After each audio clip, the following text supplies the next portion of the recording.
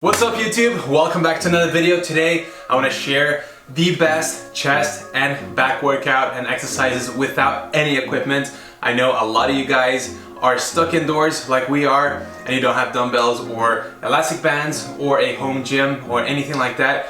So I'm here to tell you guys that it's okay. I'm here to save your gains, to make sure that you're still maintaining your muscle mass or even progressing and putting on some muscle. It is possible. So I'm gonna do chest and back. So back is essentially the hardest muscle group to train at home if you don't have a pull-up bar. First exercise that will ensure that you maintain your cobra back during this quarantine is the table pull-ups. Sounds strange, but trust me, as long as you have a table that isn't too low, you're gonna be able to do this. So let me show you how.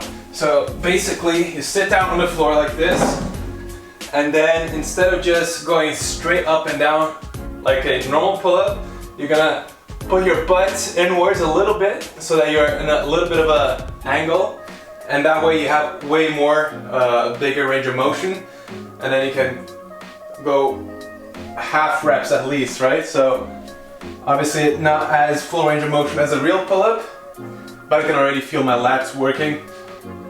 And last time I did this, I got a really good lat pump, so definitely give this a try. What do you think, Catherine? Does my back look sexy? Yeah. Okay, cool. Can you see my muscles working? Yes, I can. Okay, because I'm really struggling over here. Oh man. Woo. Okay, so that was the first one. Really good.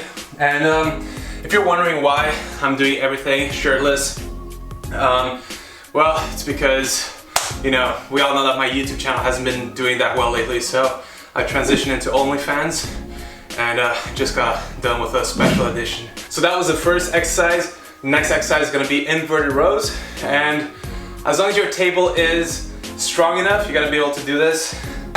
This one is from IKEA, but it is actually strong enough. So the easiest one is gonna be similar to the position that I just did the pull-ups with.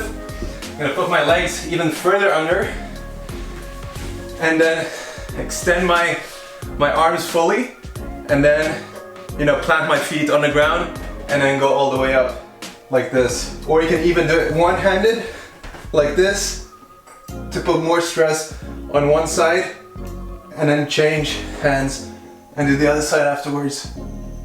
But it really gives you a good lat squeeze. And again, let me show you. Who said working out at home was safe? I don't get paid enough for this. If you want it more difficult, just elevate your feet. So I'm gonna use chairs here so I can put my feet on top. Same thing, feet higher, and that'll make it at least twice as hard. So now it's time to get creative.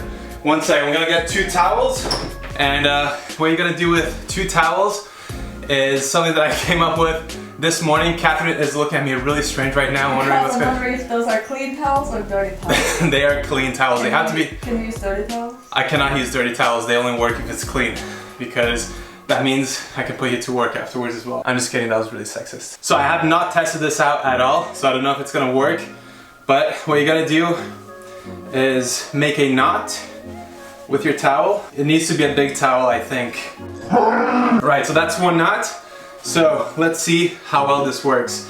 So what I'm gonna do is use my door. So hopefully you have a door at home. Gonna throw that over the side. It's not gonna close like that. It will close, Catherine. No, of course not. With some optimism, everything is possible. See? It's not close, but almost. As you can tell, the door is not fully closed, but it's close enough, okay? And the knot will prevent the towel from getting loose. Completely safe, guys. Trust me. I'll, cover all, damages if you guys get injured. No. All right, so you're gonna sit down or kneel or just squat down maybe, and then you can do some single arm pull-up variations. Actually, I might have to tie my hand like this. This actually works. Probably looks ridiculous, but you can probably see my back working.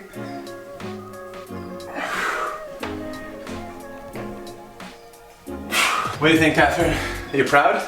That was pretty creative. Pretty creative, yeah. Yeah, I think so. I'm a very creative person. Did you see it anywhere? I did not see that anywhere. I'm the first person on the internet to do this. Trust me. Then you just switch sides. Get a good squeeze.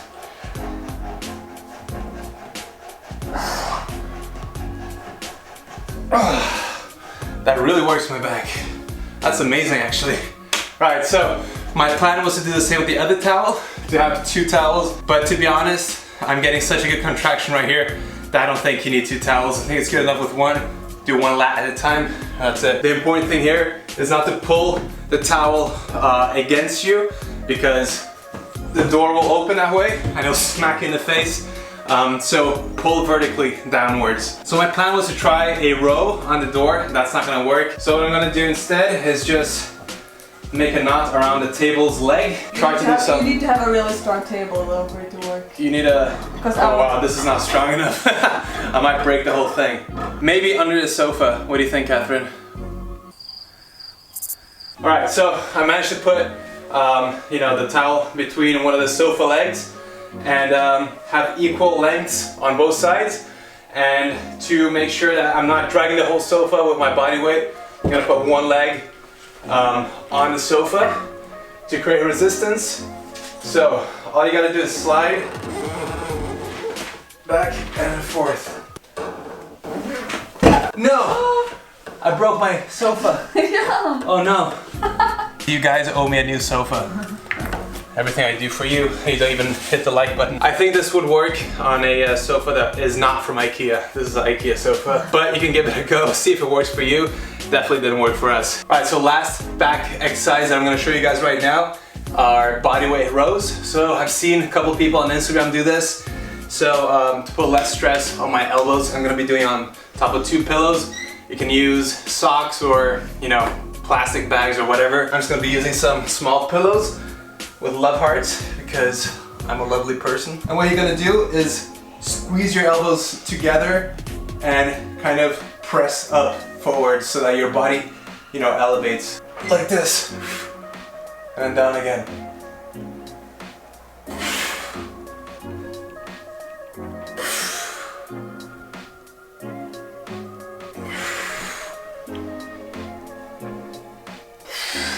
Bit of a strange exercise, but I do feel my middle to upper back working pretty well.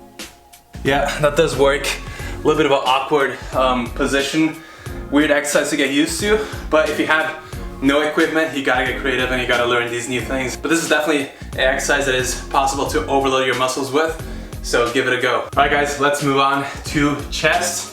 What you wanna do to kind of engage your chest even more is exaggerate that range of motion so that you're, you know, you're going below the floor level essentially on a push-up. And the way to do this is by doing it on chairs. So I'm gonna be using 2 chairs right now and putting my feet up on the table here. So I'm gonna show you guys how that looks like right now. Like this, and then you simply bring your chest below the table level, the chair level. I feel it way more straight away. Of course, if you want more challenging, you can wear backpacks, a weighted vest, put weight on top, get your girlfriend to sit on top of you. Don't try that one, but should I try? No, don't try that. So yeah, you get much better contraction this way. Much better than just regular floor push-ups, and I'm also slightly inclined right now, so that helps a lot with the actual difficulty. So if you can't do that, another variation is just elevating your feet up and doing kind of like decline push-ups. So if you have a table, which everyone does, I assume, or a chair or anything, put your feet up and just do push-ups. Way more challenging than normal push-ups. Also works your upper chest a little bit more, which is amazing. Oh. And of course there's a million other flat, regular push-up variations, just like the normal one. You got the shoulder tapping one. You got the one-arm push-up. You can barely do that one. You got the diamond push-ups, you got the alternating ones, and then if you can't do these or you're getting into your 150th set, you can do incline or elevated push-ups on something high up, like a chair, your sofa, table, and that just takes a lot of the pressure off, makes it a lot easier. Okay, so for flies, what you want to do is get something slippery.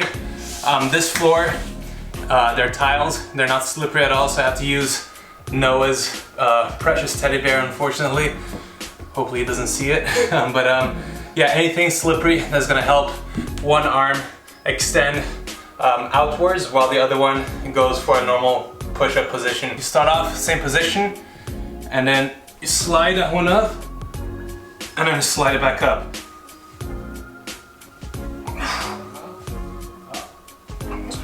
On the other side, and then you can kind of engage your outer chest and inner chest, to use bro science terms, way more than you do with push-ups. Those are really challenging. If you can't do that, then, well, I don't know about other exercises that kind of mimic the fly movements, so you're out of luck. But please let me know if there are other fly movements or any movements at all that you think can be really beneficial for chest and for back workouts without any equipment. We want to make it as easy for everyone to get a killer workout in. So I think I might have it, Catherine. Let me know what you thought about this.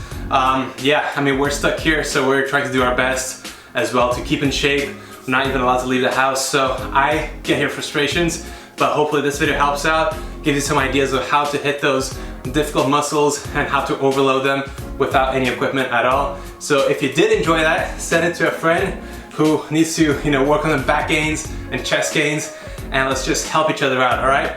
If you're new around here, hit the subscribe button, leave a like, and as always, I'll see you very soon. Peace out.